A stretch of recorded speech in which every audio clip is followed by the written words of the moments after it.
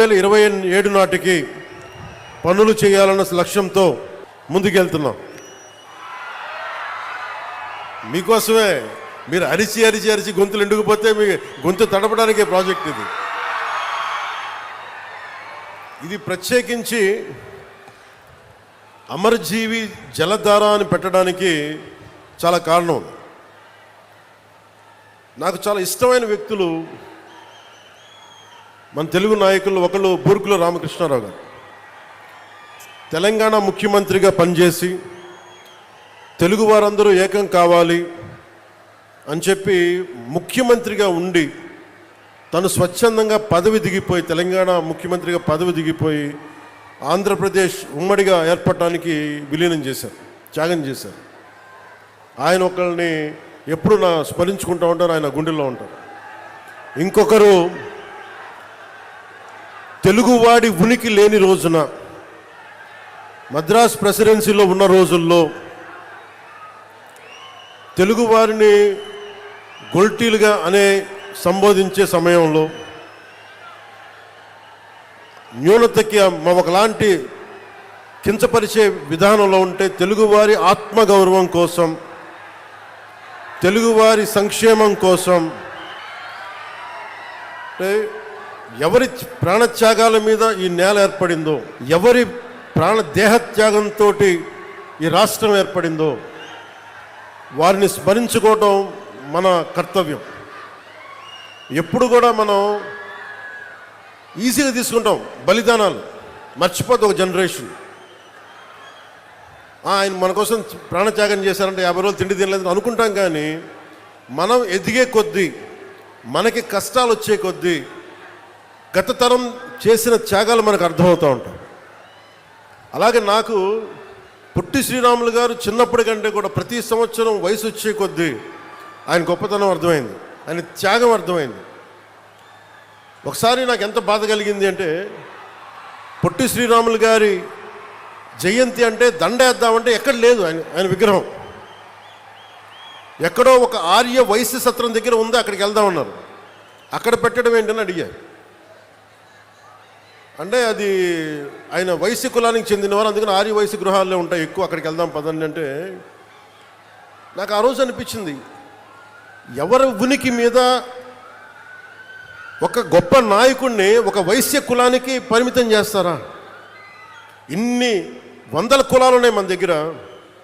ఇన్ని వందల కులాల కోసం ఒకడు ప్రాణత్యాగం చేస్తే మనం ఇచ్చిన గౌరవం ఆయనకు ఒక నెల్లూరు జిల్లాకి పరిమితం చేసాం. ఆయన గొప్పతనం నెల్లూరు పొట్టి శ్రీరాములు జిల్లా. రాష్ట్రాన్ని ఇచ్చిన వాడిని పెంచామా తగ్గించాం? ఆంధ్రులకి ఒక రాష్ట్రం కల్పించిన వాడికి మనం ఇచ్చిన గౌరవం నెల్లూరుకి పరిమితం చేసాం అంతే. గౌరవం ఇచ్చామా అంటే ఇచ్చాం. సైనిక్స్ కూర్చోండి. పోలీసు వారికి కూడా నా విన్నపం, వారిని ముందుకు రానివ్వకుండా చూడండి, కానీ దయచేసి వాళ్ళని ఏమనకండి. మీరే ఇలా అరిచే మీరు గొంతులు పోగొట్టుకుంటారు తప్ప. అక్కడున్న యువతంతా దయచేసి బ్యారికేడ్స్ నుంచి ముందుకు రాకండి. ఇలాంటి పరిస్థితుల వల్లే ప్రధానమంత్రి గారు కూడా రావడానికి ఆలోచిస్తున్నారు నేనున్న సభలకి. ఇది చప్పట్లు కొట్టేది కాదు, ఇది చప్పట్లు కొట్టేది కాదు. ఎందుకంటే ప్రధానమంత్రి గారికి ప్రపంచమంతా శత్రువులు. ఏ మూల నుంచి దాడి చేస్తారో తెలియదు. అలాంటిది స్పెషల్ ప్రొటెక్షన్ గ్రూప్ ప్రధానమంత్రి గారిది వాళ్ళు ఇచ్చే నాకు కన్సర్న్ తెలియజేస్తూ ఉంటారు. మీరు ముందుకు వచ్చేస్తారు, దాచుకొని వచ్చేస్తారు, మాకు ఇబ్బంది అయిపోతుంది, పొలిటికల్ లీడర్స్గా మీరు కొంచెం మీ వాళ్ళకి బాధ్యతగా చెప్పండి అంటారు. అందుకని నేను మిమ్మల్ని అందరూ విన్నవించుకుంటా ఉన్నాను, కొంచెం మీరు నియంత్రణ పాటించాలి. ఉత్సాహం మంచిది, కానీ మీకోసం పనిచేసే నాయకులందరికీ కూడా టార్గెటెడ్, గుర్తుపెట్టుకోండి, నాతో సహా. That's why you have to maintain certain security protocols. అది దయచేసి అర్థం చేసుకోండి. ఇందాక నేను చెప్పిన విషయానికి వస్తే,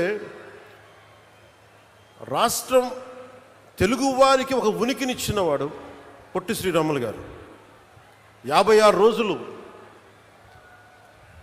ఉపవాసం చేసి చనిపోతే అందరూ కూర్చోబెట్టి ఆయన్ని, చనిపోతే శవం తీయడానికి కూడా మనుషులు లేరు ఆయన పక్కన, 2 3 తప్ప. ఎంత బాధ కలిగిస్తా మాట. మన ఘంటసాల గారు, కీర్తిశేషులు ఘంటసాల గారు వీళ్ళందరూ కూర్చొని ఆయన్ని తీసుకొచ్చి ఇక్కడ ఖననం చేశారు. అలాంటి వ్యక్తికి ఎప్పుడు నా గుండెల్లో ఉంటారు, మనందరూ గుండెల్లో పెట్టుకోవాల్సిన వ్యక్తి. తెలుగు జాతి, తెలుగు ఆత్మగౌరవం అని మాట్లాడటానికి మూలకారకుడు అమరజీవి పొట్టి శ్రీరాములు గారు. దానిని మనం పెద్దల నుంచి పిన్నల దాకా ఇది గుండెల్లో పెట్టుకోవాలి.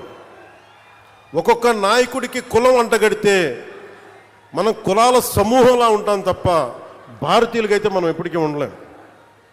అంబేద్కర్ గారికి కులం అంటగట్టలేం. కొంతమంది ఎక్కువ ప్రేమించవచ్చు, అది వేరే విషయం. అంబేద్కర్ గారు అందరి కోసం ఆలోచించిన వ్యక్తి. మహాత్మా గాంధీ అందరి కోసం ఆలోచించిన వ్యక్తి. ఒక అమరజీవి పొట్టి శ్రీరాములు అందరి కోసం ఆలోచించిన వ్యక్తి.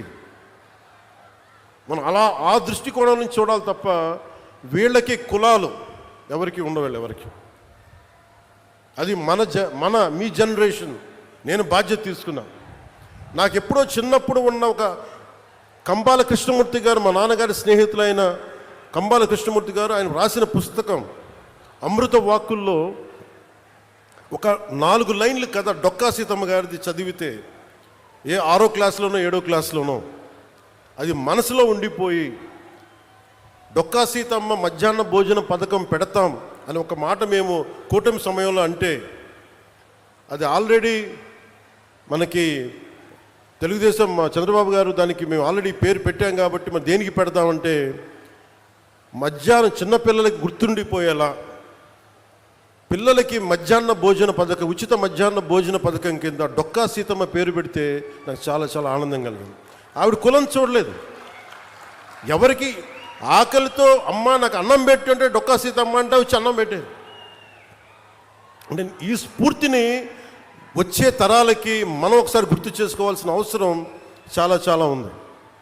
అందుకని ఆయన గౌరవార్థం అమరజీవి ఈ జలధార కార్యక్రమానికి ఎవరి పేరు పెట్టాలి, ఏం పేరు పెట్టాలి చాలాసార్లు ఆలోచించిన తర్వాత ఆ మహానుభావుడికి మించిన పేరు ఏది రాలేదు.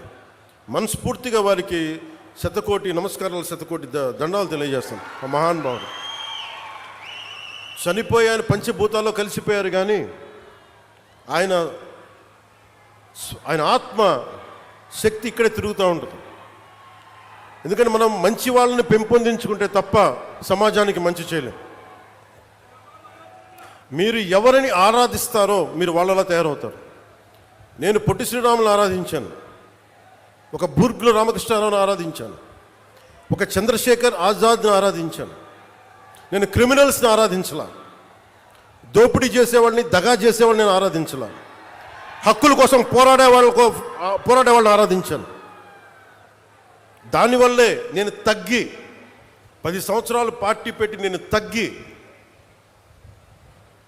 సీట్ల విషయంలో తగ్గి, అందరి చేత తిట్లు తింటా, ఒకడు అమ్మేశానని ఒకడు, ఇంకా దిగజారిపోయాను ఇంకొకడు, ఎవరు మాట్లాడినా నేను తగ్గింది. మీకు నేను ఈ నీటి సాక్షిగా చెప్తున్నాను, నేను తాగే నీళ్ళు సాక్షిగా చెప్తున్నాను, అమరజీవి జలధార సాక్షిగా చెప్తున్నాను. రాష్ట్రానికి మంచి జరగాలి, మీకు మంచి జరగాలని నాకు స్వార్థమే లేదు. నాకు జీవితకాలం వాటర్ బాటిల్స్ కొనుక్కొని పెట్టుకోవచ్చు. నేను ఎప్పుడు జీవితంలో కలగనలా వాటర్ బాటిల్ కొనుక్కొని నీళ్లు తాగాల్సి వస్తుంది పెరిగేటప్పుడు. దట్టు ముఖ్యంగా మరి గోదావరి జిల్లాలో గోదావరి తీర ప్రాంతం పారే కాలం ఇది, నేల ఇది. ఇక్కడ కూడా నీళ్ళ కరువు వస్తుంటే నేను ఎప్పుడు కళ్ళలో కూడా ఎవరు ఊహించున్నాం. ఒకసారి మీ ఇంట్లో మీ పెద్దల్ని, మీ తాతల్ని, మీ అమ్మల్ని అడగండి, మీ నాన్నగారిని అడగండి.